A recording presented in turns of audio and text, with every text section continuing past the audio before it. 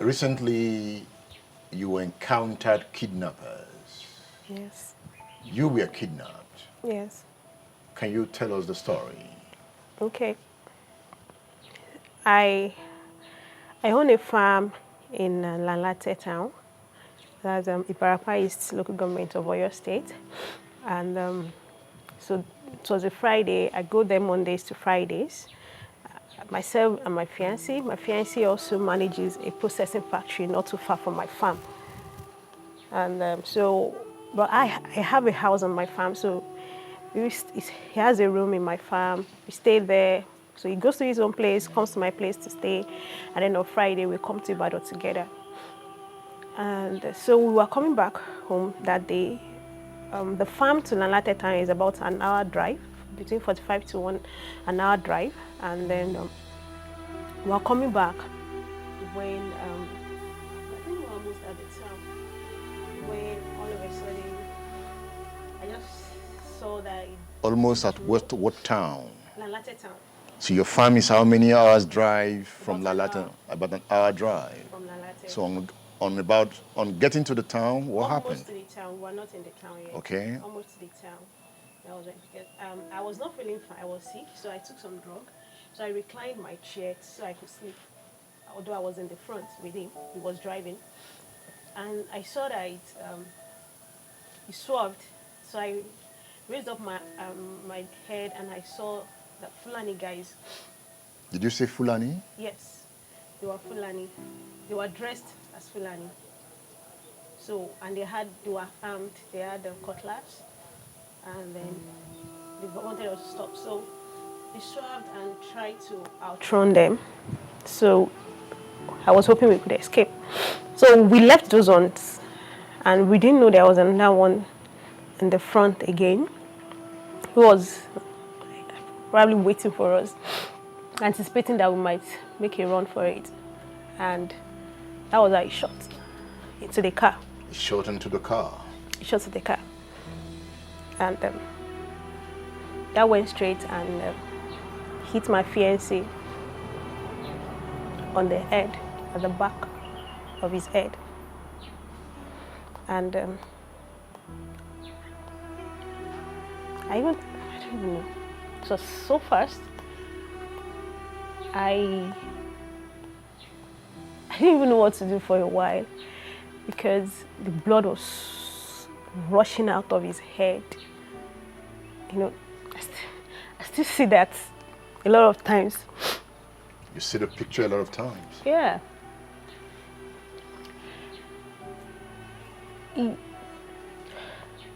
When the bullet struck him, Yeah. what did you do?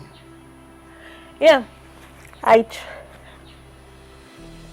was trying to see if I could save him, if I could apply pressure to stop the blood from flowing. Did the blood stop flowing? I couldn't even do that because I noticed the car was about to, it lost control, so I noticed the car was about to hit a tree. So I decided to put it in. The car was still in motion. It was still in motion, but it already swerved to the bush because it was a forest, like the middle of the forest.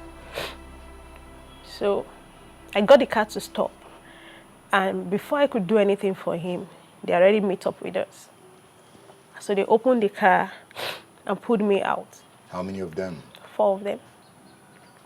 There were 4 of them. So they pulled me out. They were angry because we did not stop. And then they tried, they were angry. So one of them even wanted to machete me that, why didn't you stop? Did you want to hit them? You know. So I was... Were they speaking English? You know Yoruba? Were they speaking Yoruba? Yeah, but you know, it wasn't a smooth Yoruba because it's not their language, obviously. So they started shouting for me and all that. So as they were shouting, what did you do? I was still in shock about the shot. So I was just saying, Jesus, Jesus. And then by the time they pulled me out, you know, kicking me and all, I was just, okay, I started begging them and all. So did they see that your boyfriend was going through pain? They didn't even... They didn't pause. I know they saw it. They didn't, but they didn't. That did not stop them. They didn't pause to even look at him. No attempts to even help him? No, nothing. They were more interested in you? In me, getting me and all. They didn't even pause. Just pulled me out, and I was just begging them. And so they got me and then took me into the bush and told me to start running. So after a while, they asked me to bring my hand and tied a rope on my hand. So there was one in the front, one was using the rope to pull my hand. There was another one at the back that was hitting me anytime I slowed down, because I guess they wanted to leave the scene as soon as possible. This time you guys were in the forest? We were in the forest. Running in the forest? Running in the forest, yeah. So we just kept on running and running and running. And anytime I slowed down, walking or running? we were running. They wanted to leave that place as soon as possible. I think that's the reason. So they didn't even allow me to slow down. I told them I wasn't feeling fine. The drug I took, I had catarrh, I had malaria. The drug I took Actifed. So my throat was really dry. At the time I slumped down, they pulled me up again and they were beating me. So I just had to summon that strength to run with them, because I saw they were determined to get out of that place. So when we were running, it was getting late, because I think we left the farm around 4, so it would be around 5 o'clock when that happened. So when it was getting dark, I was asking for water, because I was thirsty with the running and then with the drug I took. At this time it had rained. It had rained? Yes. So when it was raining? We were still running. Still running in the rain? Yeah, we were still running all through. Still running. So I was asking for water. They said there was no water. And then later we just got to a puddle of water, rainwater that was just flowing, and they asked me to drink. I didn't have a choice because I was thirsty. You drank? I had to drink it.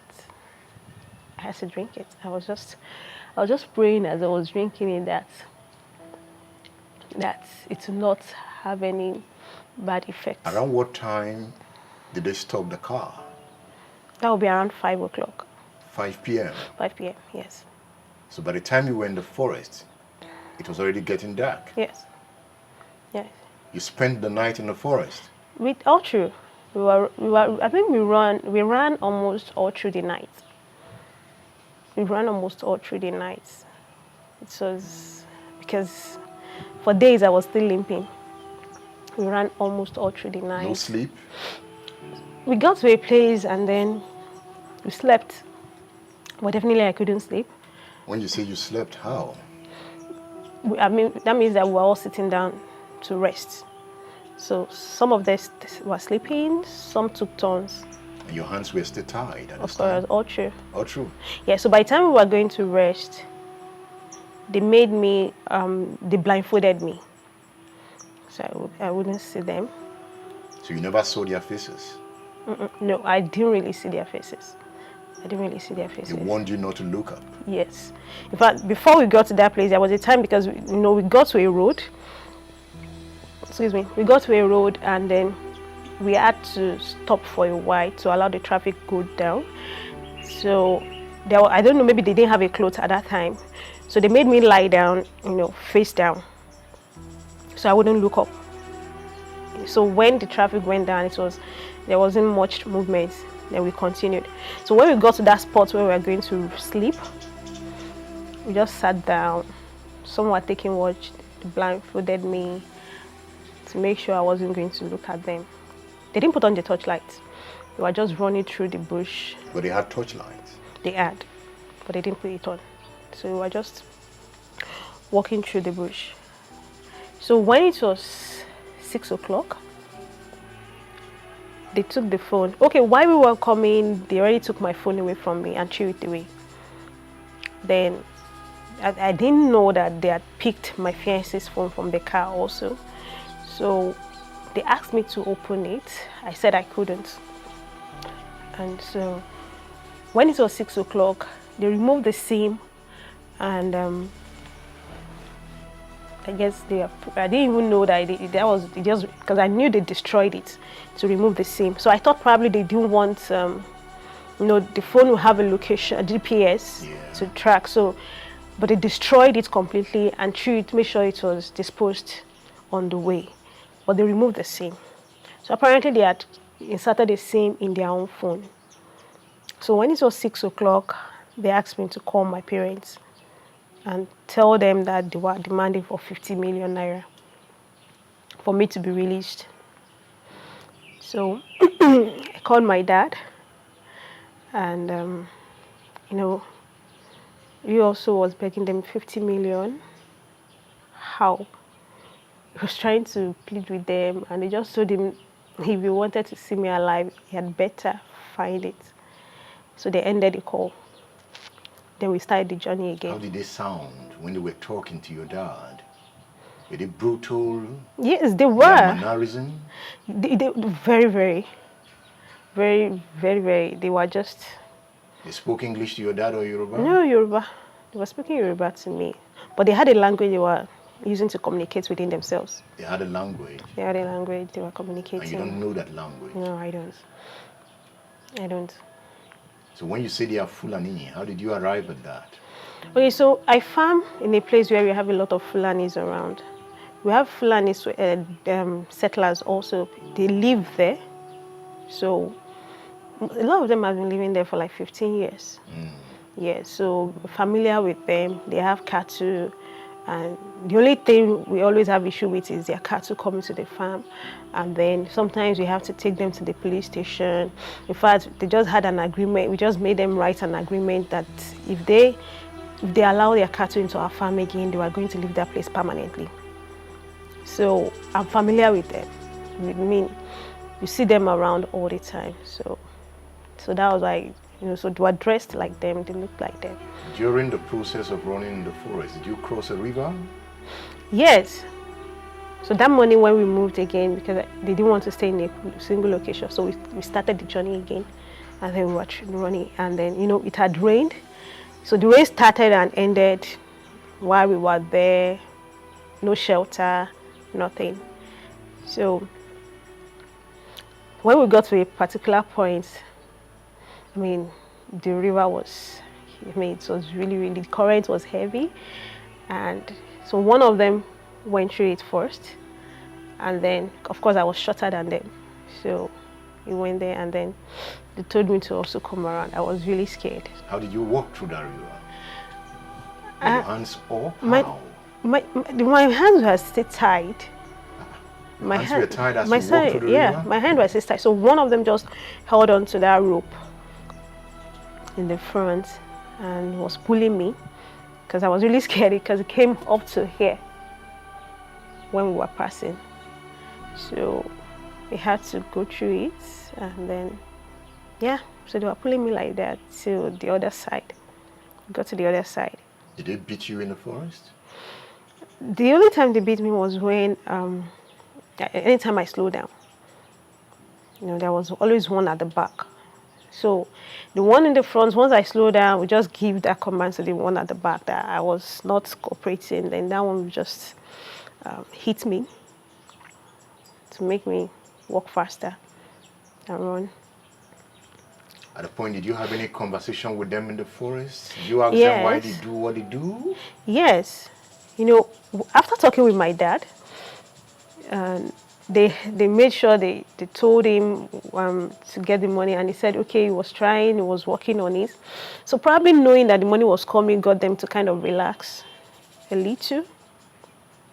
And because we were just, so we stopped in more than, like 3 places, where we sat down waiting for them to call back or to call them. I was the one that is always calling back, because I was really anxious for them. Wanted to leave. Yes. So I was the one doing the calling, actually. And the most time we stay in places where there is no network. So even if they want to, they will not be able to reach us until I ask them to call. And so when we sat down, and that was when they were telling me that they don't have cattle. They don't have cattle. The only thing they do is to kidnap for money. All they want was money. That was when they were telling me that next time when you see robbers, you stop, don't run. That what they want is just money.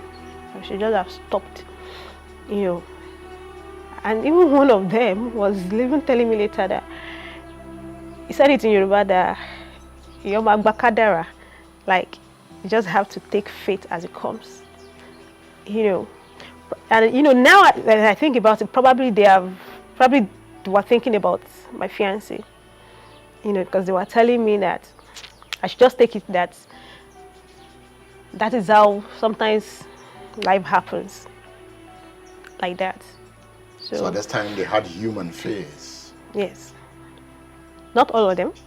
It was one of them that was telling me that I should just take life as it came, that they also are just trying to make a living because Nigeria is difficult and all that. So they are also trying to make money and all. So at what point did your dad come?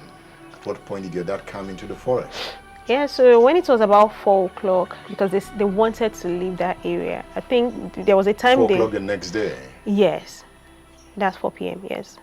At the time, I think they received a call. They were telling me that, so your parents have alerted the security forces, the vigilante, and all that. The vigilante, they know that the vigilante is looking for them. So I better call them and warn them that if they get anybody involved, they will not see me alive. So I called him at that time and warned him. You warned your dad? I had to warn him. I've seen them kill, so they could. And then when it was getting to about that, so they were anxious. I guess that was why they were anxious to leave. They wanted to leave. So when it was that 4 o'clock, they called him. He was still begging them that it was a Saturday. No one keeps cash in the house. He has tried to transfer money to different people so that they could use ATM to withdraw money. But, the limit is about 100,000 naira. So how many people do you want to transfer to even raise that kind of money? Nobody keeps money in the house. So they was trying to explain to them, to beg them that, he's retired. He's not working. How is he going to raise money and all that? So, at that time, they became frustrated because we have been waiting since 6 a.m. And you haven't eaten at this time? No, I hadn't. You were not hungry? My mind was to get out. They offered to give me food, actually. They offered. From where? Okay, one of them went to get food for them. Okay. Yeah, one of them went to get food for them. So they offered to buy me rice, but I told them I wasn't. So they know that environment? They know. Because they knew where to go to get food. Mm. Yes, they knew where to go. And they knew where to go to because it was dark. No torchlight, and they still knew where they were going. We crossed that river because they knew they had to be on the other side. So I think they knew where they were going. They were familiar with the environment. So yeah, they got food. So when they pestered me, I told them to get me bread, but I was even scared that probably they could have even poisoned it or something. So I wasn't ready to eat, anything and all. So that 4 o'clock when I called my dad, I could sense their frustration because one of them shot at me to get my dad's attention because he felt my dad was just taking them for a ride.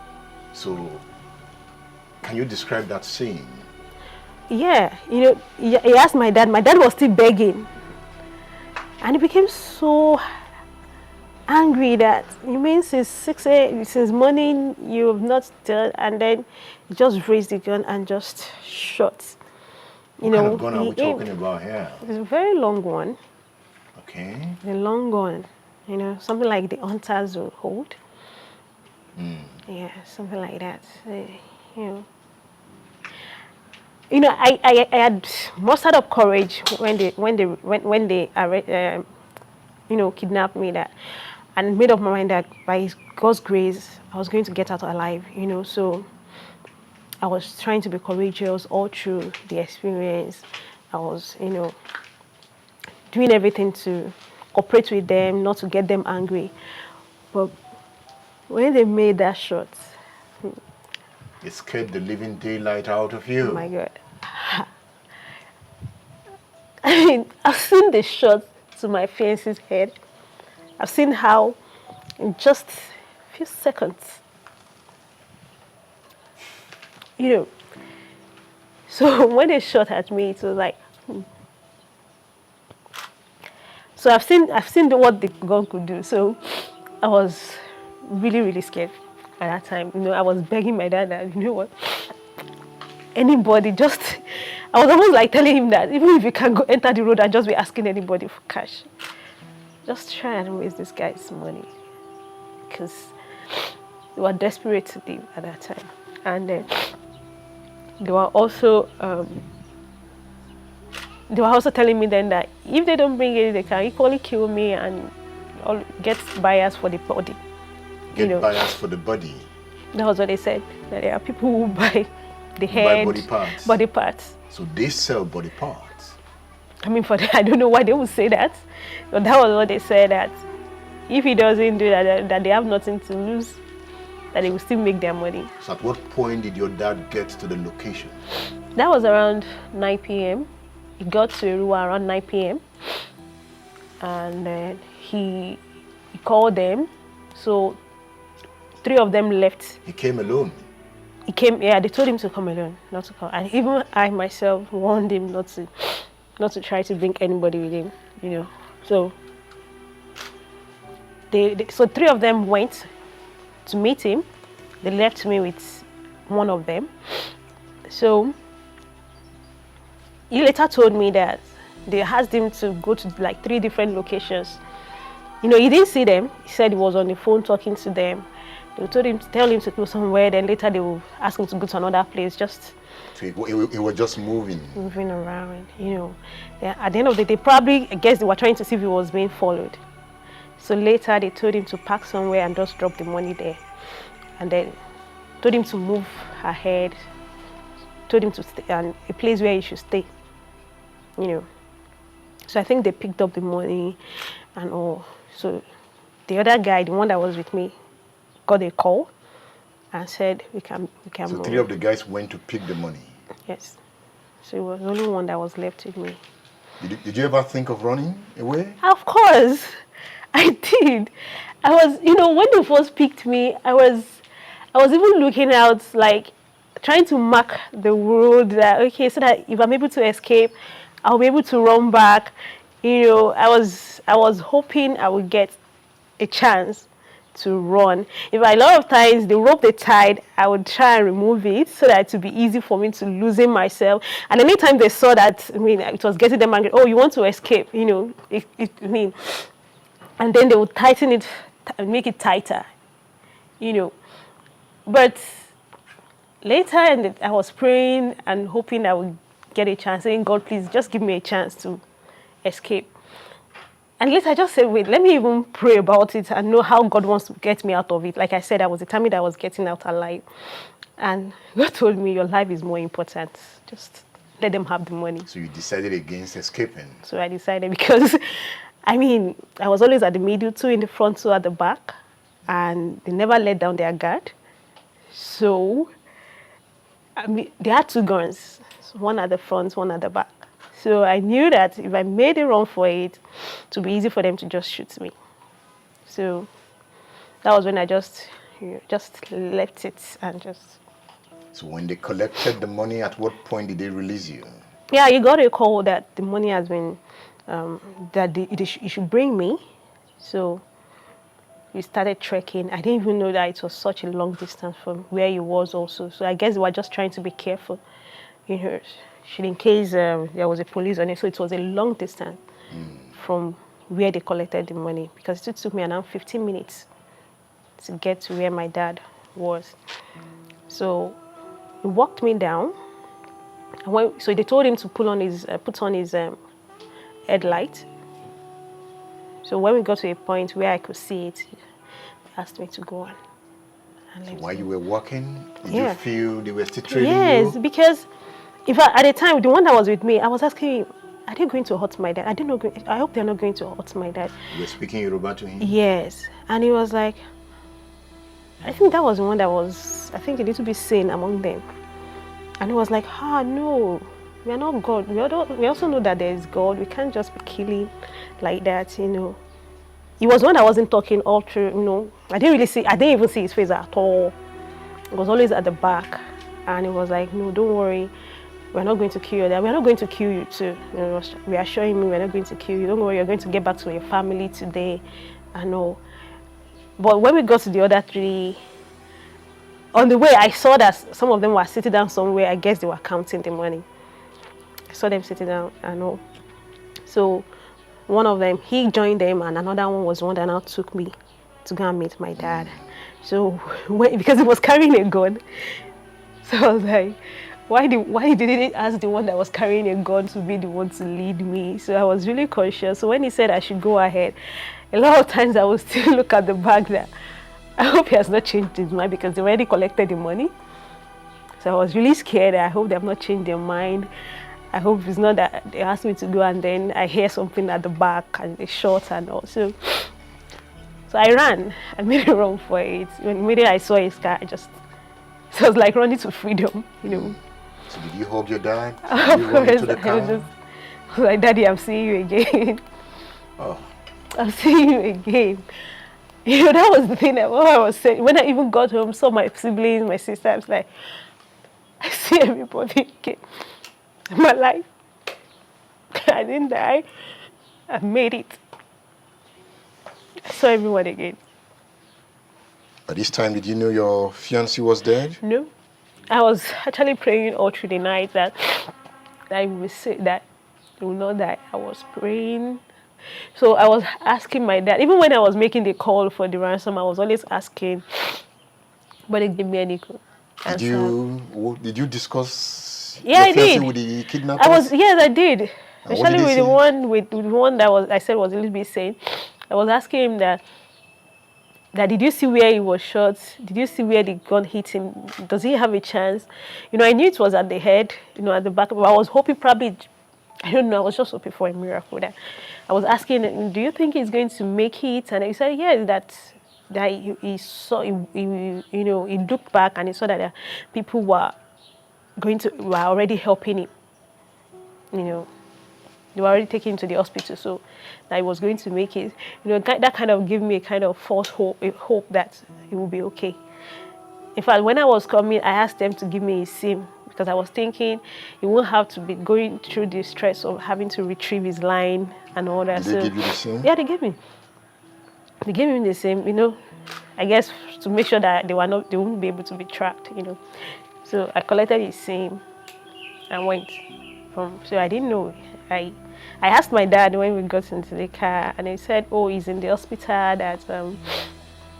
That he's not speaking yet. He's still not talking."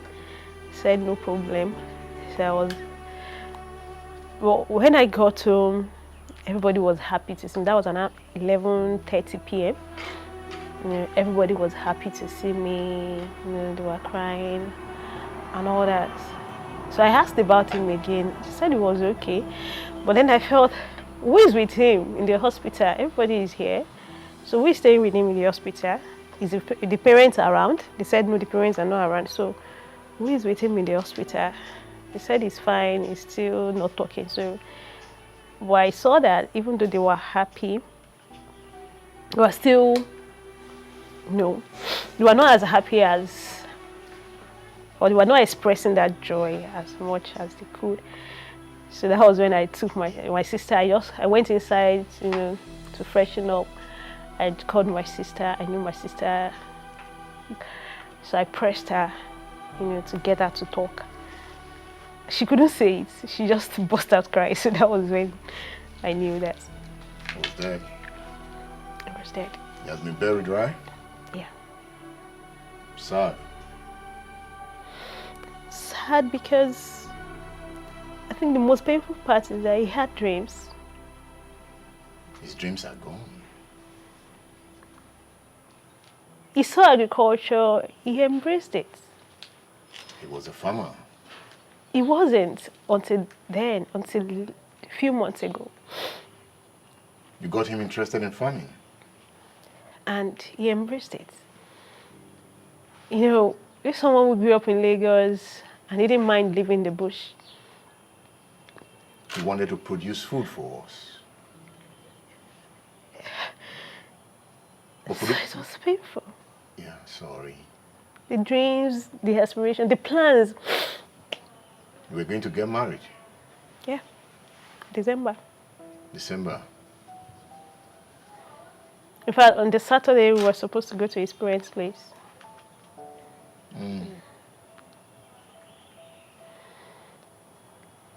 That's the most painful part, really. That for what? Because some people want the money. It's just kill the dream. But Modupe will remain a farmer. Yeah, because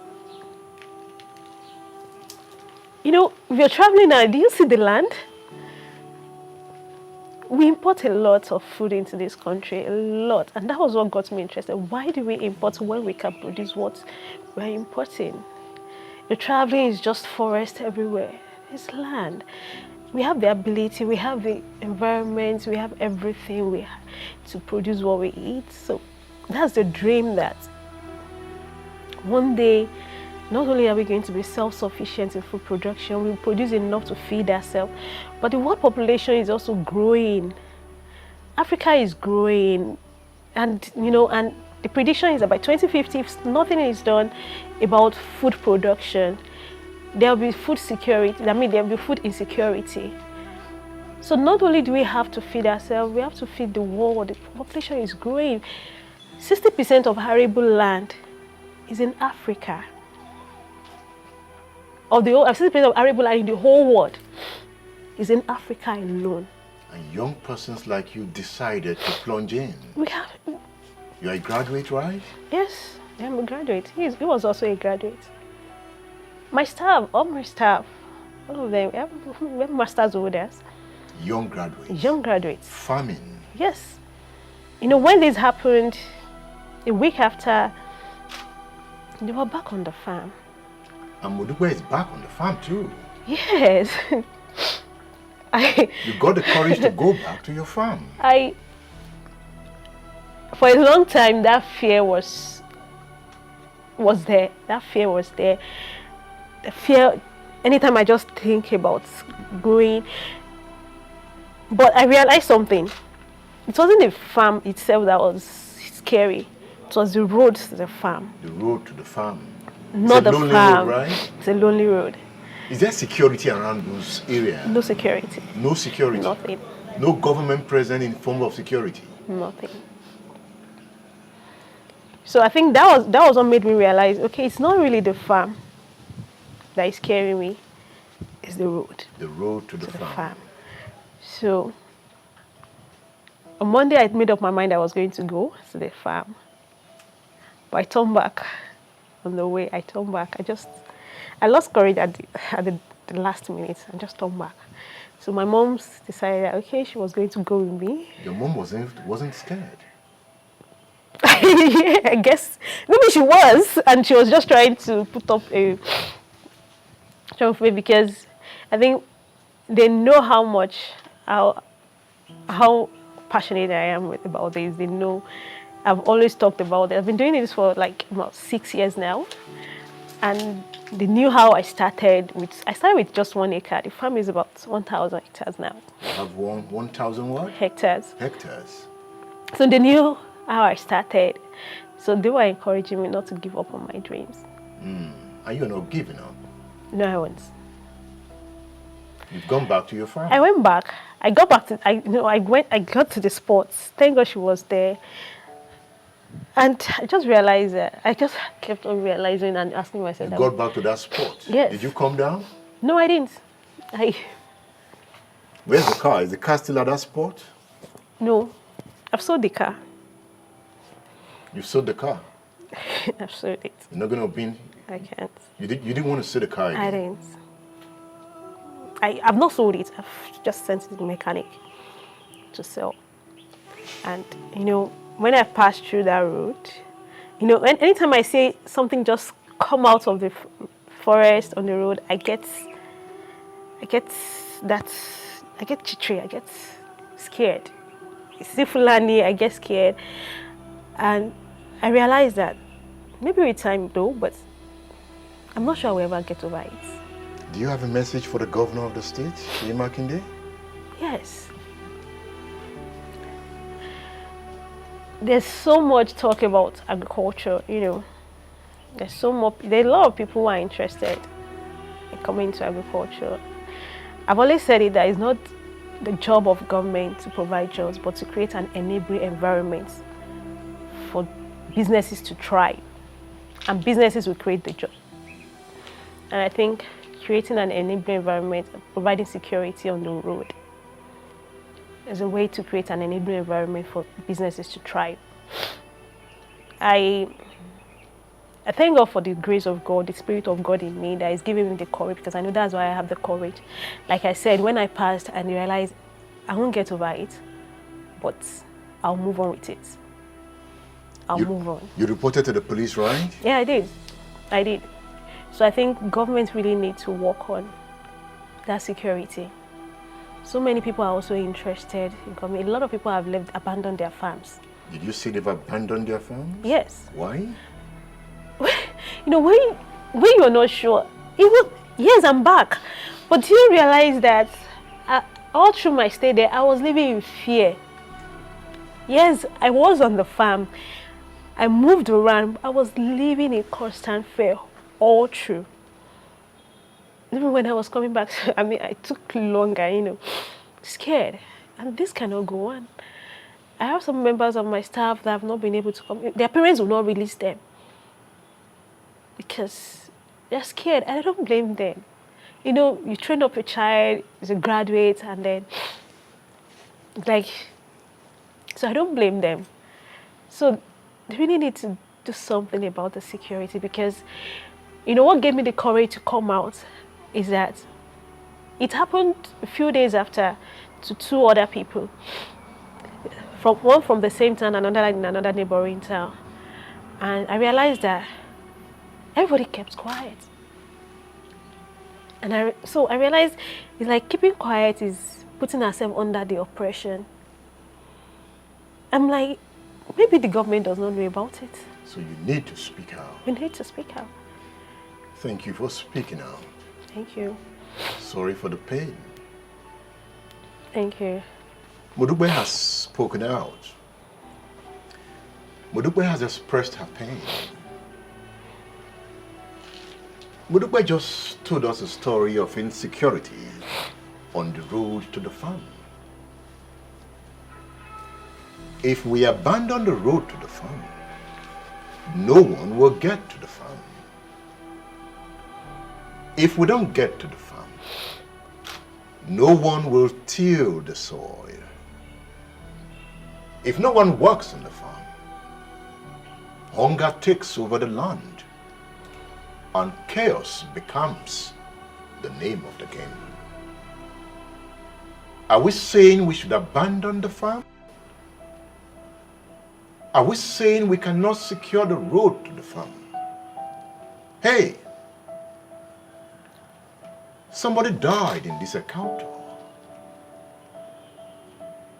Modupe's fiancé is no more.